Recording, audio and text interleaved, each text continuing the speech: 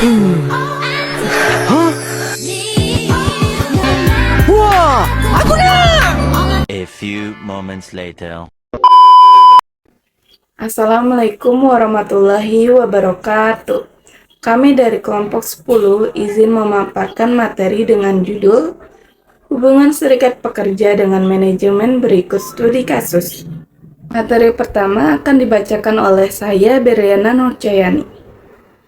Yang pertama ada pengertian serikat pekerja dalam organisasi atau perusahaan.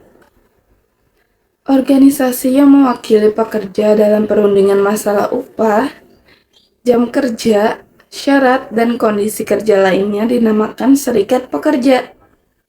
Menurut Rifai dan Sagala tahun 2010, serikat pekerja merupakan wadah bagi pekerja sebagai wahana untuk berpartisipasi dalam perusahaan. Serikat pekerja sebagai sarana untuk menciptakan hubungan industrial yang harmonis dalam menghubungkan kepentingan pekerja dan pengusaha. Dengan demikian, pengertian serikat pekerja dalam organisasi atau perusahaan bukan sekedar definisi formal, melainkan konsep dinamis yang mencerminkan hak konstitusional pekerja untuk bersatu guna mencapai kesejahteraan bersama, sekaligus menjadi pilar utama dalam sistem hubungan industrial Indonesia yang tripartit.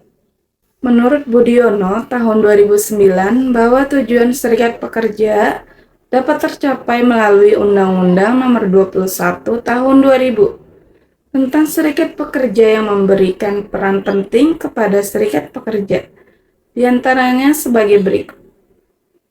Yang pertama, peran sebagai pihak dalam pembuatan perjanjian kerja bersama. Yang kedua, peran menyelesaikan perselisihan industrial. Lalu yang ketiga, peran mewakili pekerja dalam lembaga bipartit. Lalu yang terakhir, peran menciptakan hubungan industrial yang harmonis, dinamis, dan berkeadilan. Materi yang kedua ada landasan dan pertimbangan pembentukan serikat pekerja. Bagian A, landasan hukum. Serikat pekerja dibentuk berdasarkan Undang-Undang Dasar 1945, Piagam PBB tentang HAM, serta Undang-Undang Nomor 18 Tahun 1956 atau ILO Nomor 98, Undang-Undang Nomor 21 Tahun 2000, dan Undang-Undang Nomor 13 Tahun 2003 atau Pasal 104 Ayat 1. Pasal 28E Ayat 3 Undang-Undang Dasar 1945 menjamin kebebasan berserikat. Bagian B ada pertimbangan pembentukan. Pertimbangan pertama adalah kebutuhan akan perlindungan hak dasar pekerja seperti upah layak yang sesuai standar minimum regional, jaminan keselamatan kerja, dan pencegahan pemutusan hubungan kerja atau PHK sepihak tanpa prosedur yang adil. Tanpa serikat, pekerja individu sulit menentang kebijakan perusahaan yang merugikan, seperti perubahan jam kerja atau pemotongan tunjangan. Materi yang ketiga ada fungsi dan tujuan didirikannya serikat pekerja bagi pekerja maupun perusahaan. Berikut ini adalah fungsi serikat pekerja menurut Puji Astuti tahun 2010. Yang pertama, sebagai pihak dalam pembuatan perjanjian kerja bersama dan penyelesaian perselisihan industrial. Yang kedua, sebagai wakil pekerja atau buruh di lembaga ketenaga kerjaan. Yang ketiga, sebagai sarana hubungan industrial yang harmonis, dinamis, dan berkeadilan. Yang keempat, sebagai sarana penyalur aspirasi dalam memperjuangkan hak kepentingan anggotanya. Yang kelima, sebagai penanggung jawab pemogokan sesuai aturan. Lalu yang terakhir, sebagai wakil pekerja atau buruh dalam memperjuangkan kepemilikan saham di perusahaan. Materi selanjutnya akan dibacakan oleh Dimas. You didn't have to cut me Think that I can never know we were nothing. Don't even need your love, but you treat me like a stranger, and I feel so loved. Yeah, so lost. Had a friend connection, change your number. Guess I need that more. Now you're just somebody that I used to know. Now you're just somebody that I used to know. Hah? Aduh pusing. Pala otak, pala Barbie pusing. Bolak-balik. Maju, mundur. Maju, mundur. Maju, mundur. A few moments later. Terima kasih kepada Beriana. Selanjutnya, yaitu saya akan menjelaskan tujuan dari serikat pekerja yang pertama, yaitu membela hak para pekerja. Salah satu fungsi dan manfaat serikat pekerja adalah untuk mendukung karyawan yang memiliki masalah terkait hak dan kewajiban mereka ketika bekerja, sehingga mereka mendapat kesempatan untuk hidup sejahtera. Yang kedua, ada memperbaiki aturan di perusahaan.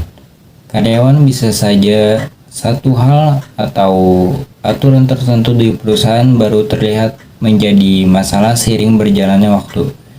Ketika permasalahan tersebut justru menyebabkan kerugian pada karyawan, serikat pekerja dapat berperan sebagai penengah antara karyawan dengan manajemen perusahaan. Bukan hal yang tidak mungkin setelah terjadinya perundingan ini akan ada penyesuaian aturan yang berlaku agar kedua belah pihak sama-sama tidak merugi. Lalu yang ketiga ada menyampaikan aspirasi karyawan kepada perusahaan. Sebisa mungkin karyawan harus menghindari keputusan-keputusan sepihak yang dilakukan perusahaan. Namun tidak bisa dipungkiri bahwa hal ini sering terjadi. Fungsi dan manfaat serikat pekerja adalah untuk bisa membantu karyawan agar pendapat mereka juga turut didengar oleh perusahaan. Karena idealnya perusahaan harus melibatkan karyawan ketika ingin mengambil sebuah keputusan. Lalu kita lanjut ke slide selanjutnya, yaitu mengenai fungsi SPSI atau Serikat Pekerja Seluruh Indonesia dalam memperjuangkan hak dan kepentingan pekerja. SPSI ini berperan sebagai organisasi serikat pekerja terbesar di Indonesia yang secara aktif memperjuangkan hak dan kepentingan pekerja melalui negosiasi, advokasi, dan dialog sosial. Fungsinya diatur dalam UU Nomor 21 Tahun 2000 tentang Serikat Pekerja atau Buruh, dengan fokus membela kesejahteraan buruh baik di tingkat perusahaan maupun nasional. SPSI berfungsi sebagai pihak perunding dalam pembuatan perjanjian kerja bersama atau PKB dan penyelesaian perselisihan hubungan industrial, memastikan hak pekerja seperti upah layak, jam kerja sesuai standar, dan kondisi kerja aman terpenuhi melalui tawar-menawar kolektif dengan perusahaan. Dalam memperjuangkan hak, SPSI melakukan advokasi terhadap isu-isu krusial seperti pencegahan PHK sepihak, perbaikan lingkungan kerja, dan jaminan sosial. Seringkali melalui aksi demonstrasi damai atau pengaduan resmi ke Kementerian Ketenagakerjaan. Lalu slide selanjutnya yaitu mengenai hubungan antara serikat pekerja dengan manajemen dalam menciptakan hubungan kerja yang harmonis dan produktif. Di sini ada teori kepemimpinan transformasional. Menurut Bas Rigio tahun 2006, kepemimpinan transformasional memiliki beberapa elemen penting. Para pekerja menjadi antusias dan optimis dengan saran-saran mereka ketika atasan mendorong mereka untuk terlibat dalam pemikiran inovatif untuk mewujudkan misi dan tujuan bisnis. Lalu teori kesejahteraan pekerja, karyawan yang mengalami kesejahteraan cenderung lebih produktif dalam menjalankan tugas-tugas mereka di tempat kerja. Ini seringkali disebabkan oleh kemampuan karyawan untuk mencapai keseimbangan antara kehidupan kerja dan kehidupan pribadi. Di akhir materinya selanjutnya akan dijelaskan oleh Zidna.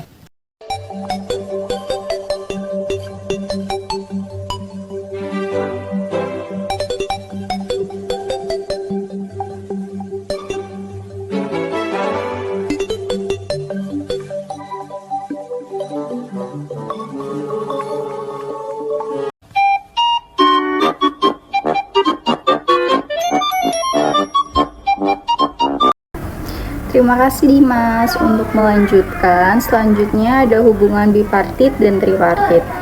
Hubungan bipartit merupakan hubungan antara pekerja atau serikat pekerja dengan pengusaha atau manajemen perusahaan. Sedangkan hubungan tripartit melibatkan tiga pihak, yaitu pekerja atau serikat pekerja, pengusaha, dan pemerintah. Pemerintah berperan sebagai mediator, fasilitator, atau pembuat kebijakan dalam penyelesaian masalah ketenagakerjaan. Selanjutnya ada studi kasus hubungan serikat pekerja dengan manajemen di Universitas Pamulang. Pada kasus pertama, yaitu ketidaksesuaian antara beban kerja dan kompensasi yang diterima pekerja. Kasus kedua, permasalahan dalam pengaturan jam kerja dan tenaga kerja. Pada kasus ketiga, yaitu perbedaan pandangan antara serikat pekerja dan pihak manajemen. Pada kasus keempat, yaitu kurangnya komunikasi yang efektif antara serikat pekerja dan manajemen. Kelompok kami juga sudah memiliki solusi dari kasus tersebut. Pada kasus pertama, solusinya yaitu melakukan evaluasi terhadap beban kerja dan sistem kompensasi. Pada kasus kedua, solusinya yaitu meninjau kembali pengaturan jam kerja tenaga kerja. Pada kasus ketiga, solusinya meningkatkan dialog dan kerjasama antara serikat pekerja dan manajemen agar tidak terjadi adanya miskomunikasi. Pada kasus keempat, yaitu membangun sistem komunikasi yang lebih efektif.